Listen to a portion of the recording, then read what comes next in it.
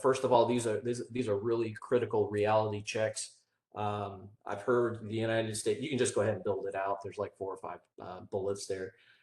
Hey, look, China is not a near peer. They are a peer.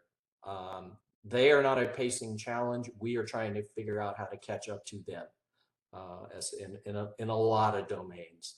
That's just the reality.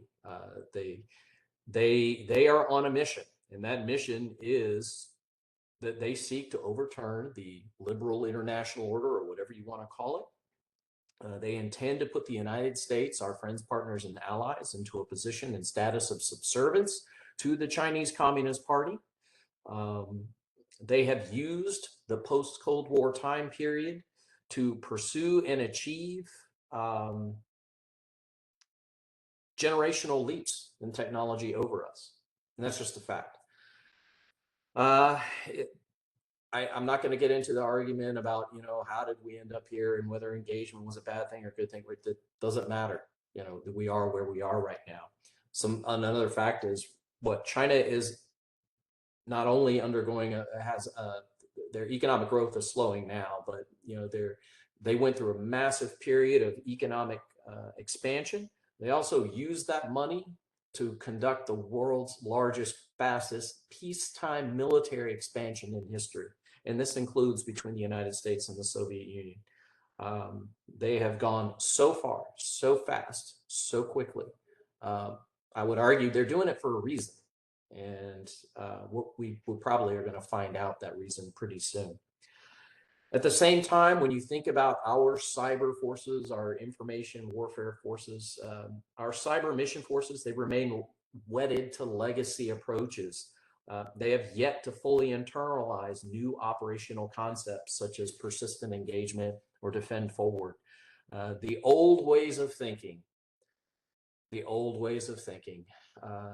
are very, very hard to break right now. And we are still suffering through that right now. But it's really impacting our cyberspace operations and information warfare strategy, our non-kinetic capabilities, our thinking about the cognitive space, for example. We'll get into that. Next slide. Okay. Hey, China's not 10 feet tall. I don't want to, imply that they've overshot us at such a point that at no point it's hopeless. Absolutely not. They still face significant economic, demographic headwinds, significant operational challenges. They still depend deeply on the West. We'll see whether the president's recent executive order limiting or excluding the sale of certain types of semiconductor chips to China will have a meaningful effect over the long term. Or is it going to have a similar effect that our embargo of oil against Imperial Japan did? I don't know. We'll find out. Information control is central to the Chinese Communist Party. They're hyper paranoid, right? Well, if you create information control systems, especially in the information space, are by definition inherently vulnerable. Information assurance cannot be attained because I require that all information systems have backdoors. Those backdoors are going to be used by the government and by the party in order to surveil the population, right? To make sure that you get the right social credit score, to make sure that you're not saying saying things online or doing things you're not supposed to do. Well, by definition, that means your information architecture is insecure. That's a critical vulnerability. And like I said, they are acutely paranoid and hyper nationalistic. We can use this to our advantage. And that's what I propose. So how do you go after China? You're not going to deter them. You're not. But you can make life very uncomfortable. So next slide. What do we do? Well, a winning strategy has to fundamentally alter China's growth trajectory. We have to change the path they are on. A slowing, contracting Chinese economy is going to force them to shift resources toward internal controls and away from power projection. We have to make China less attractive for foreign investment. We have to inhibit their civil military fusion and innovation. We have to create doubt in their information control regime that they rely upon to keep the CCP in power.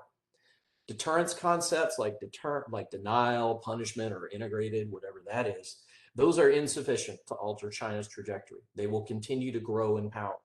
Um, and that will not alter in any way their risk calculus. We have to begin executing campaigns that are designed to attack their critical vulnerabilities, to put at risk that which they value most, which is political legitimacy and their system controls. This requires political warfare, economic warfare, and a robust defense force. Don't get me wrong. I'm not saying, we don't need the military. We absolutely do. But we have to force them into significant trade-offs for the CCP between further investment in their power projection and back toward a crumbling internal control system, as well as disrupt and inhibit their own civil military fusion process.